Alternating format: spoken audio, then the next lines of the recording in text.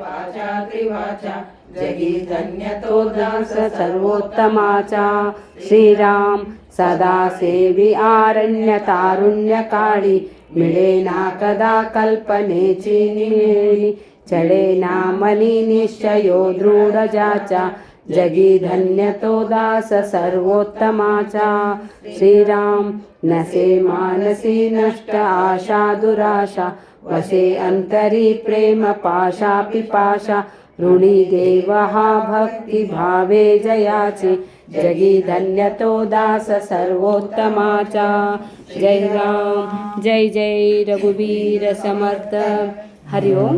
ನಾವೆಲ್ಲರೂ ಕೂಡಿ ಇವತ್ತು ಮನಾಚ ಶ್ಲೋಕನ ಪಠನ ಮಾಡ್ತಾ ಇದ್ದೇವೆ. ಈ ಮನಾಚ ಪಠನದಲ್ಲಿ ನಾವು ಎದಕ್ಕೆ ಮಾಡ್ತಾ ಇದ್ದೇವೆ ಅಂತೇಳಿ ರಾಮದಾಸ್ ಸ್ವಾಮೀಜಿಯವರು ಬರೆದಿರುವಂತಹ ಉತ್ತಮವಾದ ಗ್ರಂಥ. ಈ ಗ್ರಂಥದಲ್ಲಿ ನಾವೇ ನಮ್ಮಷ್ಟಕ್ಕೇ ನಮಗೆ ನಾವು ಬುದ್ಧಿ ಕೊಡಬೇಕ್ರಿ. ಮನಸ್ಸಿಗೆ ಮನಾಚಿ ಬೋಧ ಅಂತೇಳಿ ಮನಸ್ಸಿಗೆ ಬೋಧನ. ಅದಕ್ಕಾಗಿ ಹೇಳ್ತಾರೆ ಮನಸ್ಸು ಏನು ಮಾಡ್ತೈತಪ್ಪ ಅಂತ ಹೇಳಿದರೆ ಯಾವಾಗಲೂ ಕೂಡ ಅದು ಕಾಮ ವಿಕಾರದಲ್ಲಿನೇ ತೊಡಗಿರುತ್ತದೆ. ಮತ್ತೆ ಹೇಳ್ತಾರೆ ಮದೇ ಮಸ್ತರೆ ಸಾಂಡಿಲೆ ಸ್ವಾರ್ಥ ಬುದ್ಧಿ ಪ್ರಪಂಚೀಕ ನಾಹಿ ಜಯಾತೆ ಉಪಾಧಿ. ಅಂದರೆ ಕಾಮ ಕ್ರೋಧ ಲೋಭ ಮೋಹ ಮದ ಮಾತ್ಸರ್ಯದಲ್ಲಿ ಎಲ್ಲವನ್ನು ಬಿಟ್ಟು ಕೊಡು ಹೇ ಮನಸ್ಸೇ ಅಂಥೇಳಿ. ಮನಸ್ಸೇ ನೀನು ಯಾವಾಗಲೂ ಕೂಡ ಈ ಅರಿಷಡ್ವರ್ಗಳನ್ನು ಬಿಟ್ಟು ಬಿಡು. ಮತ್ತೆ ಹೇಳ್ತಾರೆ ಮತ್ತು ಪ್ರಾಪಂಚಿಕ ನಾಹಿ ಜಯಾತೆ ಉಪಾಧಿ ಅಂತ ಹೇಳಿದರೆ ಈ ಪ್ರಾಪಂಚಿಕ ಬರೇ ಜಂಜಾಟದಲ್ಲಿನೇ ನಿನ್ನ ಮನಸ್ಸನ್ನು ತೊಡಗಿಸಬೇಡ. ಅದಕ್ಕಾಗಿ ಮಗಳ ಬಾಣೆತನ ಇದ್ದರೂ ಎದ್ದು ಬಂದಿದ್ವಾ ದೊಡ್ಡದರಿ ಪ್ರೇಮಕ್ಕಾರ ಎದಕ್ಕಂತ ಹೇಳಿ ಪ್ರಪಂಚದ್ದು ಇದ್ದಿದ್ದರಿ ಯಾವಾಗಲೂ ಬಿಟ್ಟಿದ್ದಲ್ಲ ರೀ. ಅದು ಪ್ರಪಂಚ ಹೇಗಪ್ಪ ಅಂತ ಹೇಳಿದರೆ ಮಣ್ಣಿನ ಗೋಡೆ ಇದ್ದಂತೆ ತೊಳೆದಷ್ಟು ರಾಡಿ ಬರುವುದರಿ. ಅದಕ್ಕೆ ಕೊನೆ ಅನ್ನೋದಿಲ್ಲ. ಅದಕ್ಕಾಗಿ ಹೇಳ್ತಾರೆ ಇಲ್ಲ ಪ್ರಪಂಚಿಕ ನಾಹಿ ಜಯಾತೆ ಉಪಾಧಿ ಸದಾ ಬೋಲನೆ ನಮ್ರ ವಾಚಾ ಸುವಾಚ. ನೀ ಈ ಜಗತ್ತಿನಲ್ಲಿ ಪಾರಾಗಬೇಕಾಗಿದ್ದೇ ಆದರೆ ಸದಾ ಬೋಲನೆ ನಮ್ರ ವಾಚ ಸುವಾಚ. ಅದಕ್ಕಾಗಿ ಪ್ಯಾರೆ ಮೀಠೆ ಬೋಲ್. ಈ ಜಗತ್ತಿನಿಂದ ನೀ ಪಾರಾಗಬೇಕಾಗಿದ್ದೆ ಆದರೆ ಹಾತ್ ಜೋಡ್ ಸಬ್ಕೋ ಸಲಾಮ್ ಕರು ಪ್ಯಾರೆ.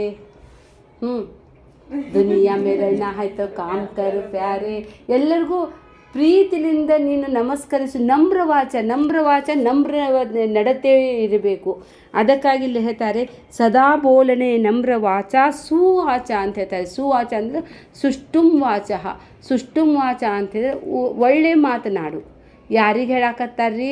ಮನಸ್ಸಿಗೆ ಹೇಳಾಕತ್ತಾರ್ರಿ ಅವ್ರು, ನಿಮಗಲ್ಲ. ನನ್ನ ಮನಸ್ಸಿಗೆ ನಾನೇ ಬೋಧನೆ ಮಾಡೋದು.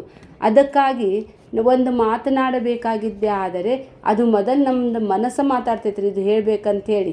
ಅದಕ್ಕಾಗಿ ಹೇಳ್ತಾರೆ ಪರಾ ಪಶ್ಯಂತಿ ಮಧ್ಯಮ ವೈಖರಿ. 4 ದ್ವಾರಗಳನ್ನು ದಾಟಿ ಬರಬೇಕದು. ಅದಕ್ಕಾಗಿ ಇಲ್ಲಿ ಹೇಳ್ತಾರೆ ಮಾತಾಡೋದಾಗಿದ್ರೆ ಚಂದಂಗೆ ಮಾತಾಡ್ರಿ, ಇಲ್ಲ ಸುಮ್ಮನೆ ಕೂಡ್ರಿ. ಮಾತನಾಡೋದಾಗಿದ್ದೇ ಆದರೆ ನೀನು ಉತ್ತಮ ಹಿತವಾದ ಮಾತನಾಡು, ಇಲ್ಲದ್ರೆ ಮಾತನಾಡಬೇಡ ಹೇ ಮನಸ್ಸೇ. ನಮಗೆ ನಾವೇ ಹೇಳ್ಕೋಬೇಕ್ರಿ. ಅದಕ್ಕಾಗಿ ಉಪನಿಷತ್ತಿನಲ್ಲಿ ಹೇಳ್ತಾರೆ ಜಿಹ್ವಾಮೇ ಮಧುಮತ್ತಮ ಕರ್ಣ ಅಭ್ಯಾಂ ಭೂರಿ ವಿಶ್ವಂ ಬ್ರಹ್ಮಣ ಕೋಶೋಸಿ ಮೇಧಯಾಪೀತ ಶ್ರುತಂ ಮೇ ಗೋಪಾಯ. ಎಷ್ಟು ಚಂದದಾವ ನೋಡ್ರಿ ಅವೆಲ್ಲ. ಜಿಹ್ವಾಮೇ ಮಧುಮತ್ತಮ ಅಂತ ಹೇಳಿದರೆ ನೀನು ಮಾತನಾಡಿದರೆ ಜೇನು ಸುರಿದಂತೆ ಆಗಲಿ. ನೀನು ಮಾತನಾಡಿದರೆ ಎಲ್ಲರ ಹಿತ ಆಗಬೇಕು, ಸಂತೋಷ ಕೊಡಬೇಕ್ರಿ.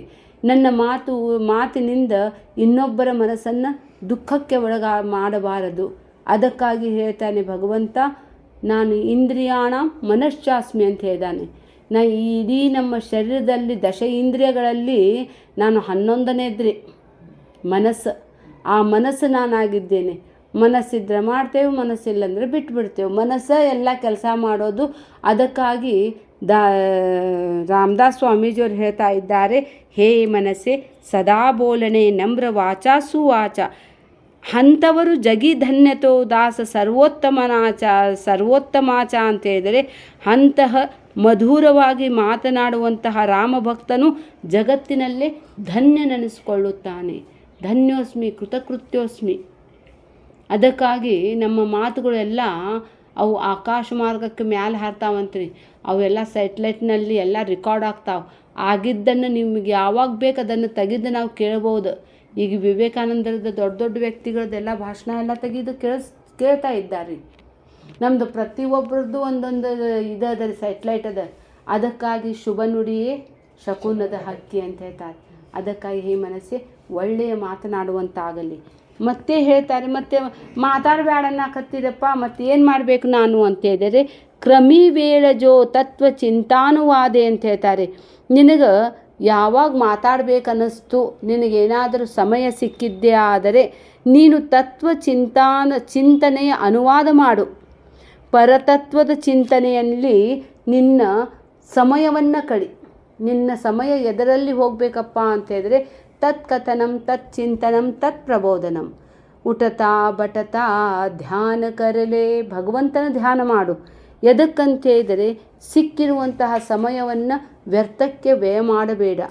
ಅದಕ್ಕಾಗಿ ನಮ್ಮ ಉಸಿರು ಎಷ್ಟು ಕಿಮ್ಮತ್ತಿಂದಿದೆ ಅಂತ ಹೇಳಿದರೆ, ಒಂದು ಉಸಿರು ಬಂದಿದ್ದು ಒಳಗೆ ಹೋಗಿದ್ದು ಹೊರಗೆ ಬರ್ತೈತೋ ಎಲ್ಲೋ ಗ್ಯಾರಂಟಿ ಇಲ್ಲ ರೀ.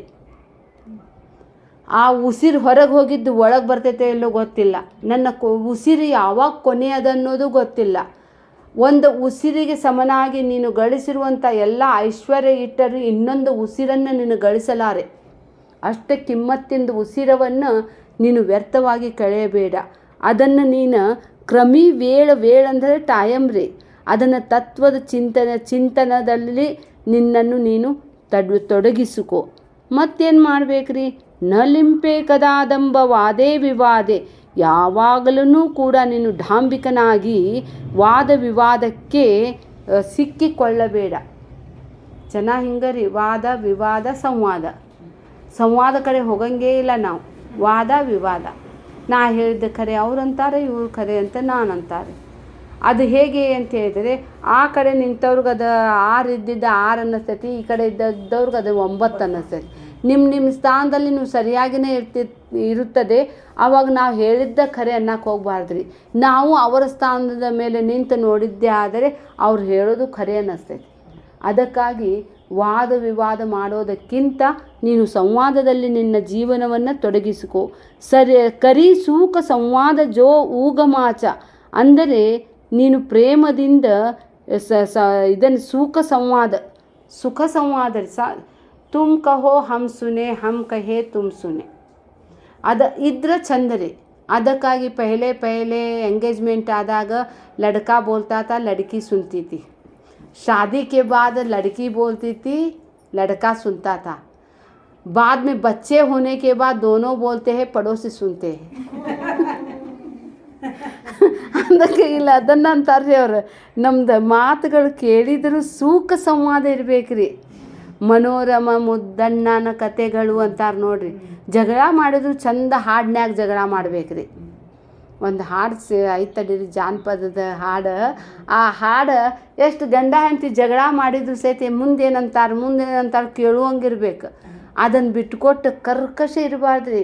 ಜಗಳನೂ ಮಾಡ್ಬೇಕ್ರಿ, ಇಲ್ಲಂತಿಲ್ಲ. ಜಗಳ ಇದ್ರೂ ಪ್ರೀತಿ ಇದ್ದಂಗಂತ್ರಿ. ಜಗಳ ಮಾಡಲಿಲ್ಲ ಅಂದ್ರೆ ಏನು ಹುಚ್ಚ ಗಂಡ ಹೆಂಡತಿಯವರು. ಸಾರ ಇಲ್ಲ, ಅಸಾರದ ತೂತು ಮೈ ಆಗ್ತಿರ್ಬೇಕ್ರಿ. ಅಂದ್ರೆ ಮೈಂಡ್ ಫ್ರೆಶ್ ಆಗ್ತೈತಿ. ಅದಕ್ಕಾಗಿ ಇಲ್ಲಿ ಭಗವಂತ ಹೇಳ್ತಾ ಇದ್ದಾನೆ, ಸುಖ ಸಂವಾದ ಆಗಬೇಕ್ರಿ, ಸುಖದ ಸಂವಾದ ಆಗಬೇಕು. ಅದಕ್ಕಾಗಿ ನಮ್ಮ ಇಡೀ ಭಾರತ ದೇಶದಲ್ಲಿರುವಂತಹ ಯಾವುದೇ ಧರ್ಮ ಗ್ರಂಥ ಇರಲಿ, ಅದರಲ್ಲಿ ಗುರು ಶಿಷ್ಯನ ಸಂವಾದನ ಅದರಿ. ಮೊದಲು ಶಿಷ್ಯ ಪ್ರಶ್ನೆ ಕೇಳ್ತಾನೆ, ಅದಕ್ಕೆ ತಕ್ಕಂತೆ ಗುರು ಉತ್ತರಿಸ್ತಾನೆ. ಭಗವದ್ಗೀತೆಯಲ್ಲಿ ಅರ್ಜುನ ಪ್ರಶ್ನೆ ಕೇಳ್ತಾನೆ, ಕೃಷ್ಣ ಉತ್ತರಿಸ್ತಾನೆ. ಹಂಗೆ ಎಲ್ಲ ಉಪನಿಷತ್ ನೋಡಿದ್ರು ಹಂಗೆ ಅದಾವ್ರಿ. ನಚಿಕೇತನ ಪ್ರಶ್ನೆ ಮಾಡ್ತಾನೆ, ಯಮಧರ್ಮ ಉತ್ತರ ಕೊಡ್ತಾನೆ. ಮತ್ತೆ ನೋಡಿದ್ದೆ ಆದರೆ ಎಷ್ಟು ರೀ, ಪ್ರಶ್ನೋಪನಿಷತ್ತಿನಲ್ಲಿ 6 ಶಿಷ್ಯಂದ್ರ ಪ್ರಶ್ನೆ ಕೇಳ್ತಾರೆ, ಗುರು ಅವರಿಗೆ ಉತ್ತರವನ್ನು ಕೊಡ್ತಾನೆ. ಎಲ್ಲ ಉಪನಿಷತ್ತನ್ನು ಹಂಗದರಿ, ಪುರಾಣನು ಹಂಗದಾವ್ರಿ. ಶೌನಕಾದಿ ಋಷಿಗಳು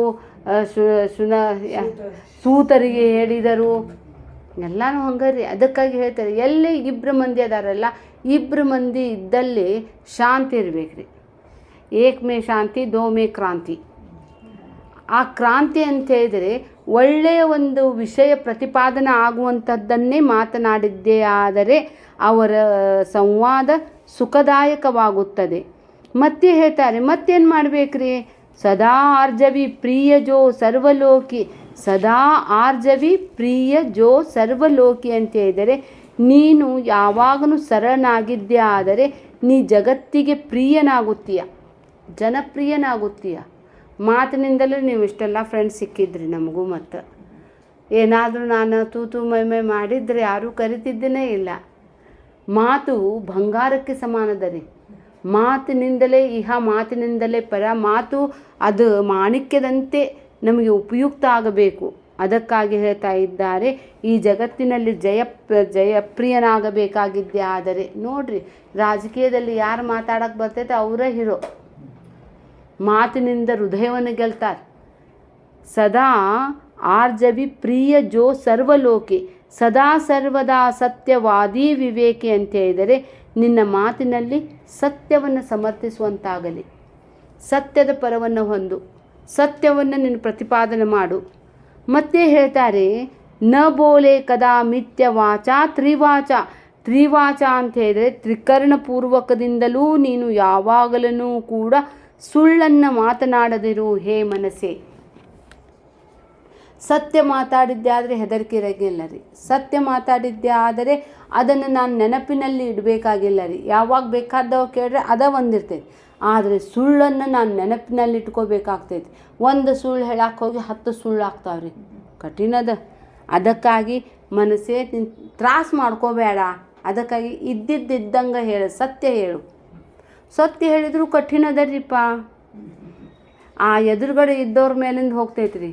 ಒಂದು ಸಿಂಹಕ್ಕೆ ಭಾಳ ಜ್ವರ ಬಂದಿತ್ತಂತ್ರಿ. ಬಂದಿದ್ದಕ್ಕೆ ಡಾಕ್ಟರ್ ಬಂದ ಅಂತ. ಮೊಲ ಭಾಳ ಚಂದ ಬಿಳಿ ಶರ್ಟ್ ಹಾಕ್ಕೊಂಡಂಗೆ ಬೆಳ್ಳಗೆ ಬಂತಂತ್ರಿ.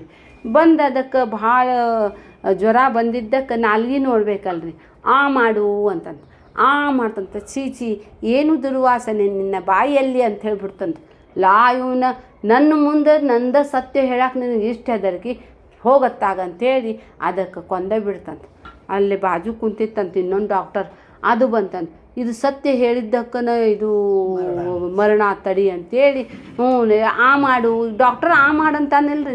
ನಾಲ್ಗೆ ಇನ್ನೊಂದು ಬಂತಂತ. ನರಿನ ಯಾವುದೋ ಬಂತಂತ ಡಾಕ್ಟರ್. ಆ ಮಾಡು ಅಂತೇಳಿ ಆ ಮಾಡ್ತಂತ. ಏನು ಸುವಾಸನೆ ನಿಮ್ಮ ಬಾಯಲ್ಲಿ ಅಂತಂತ್ರಿ ಅದು.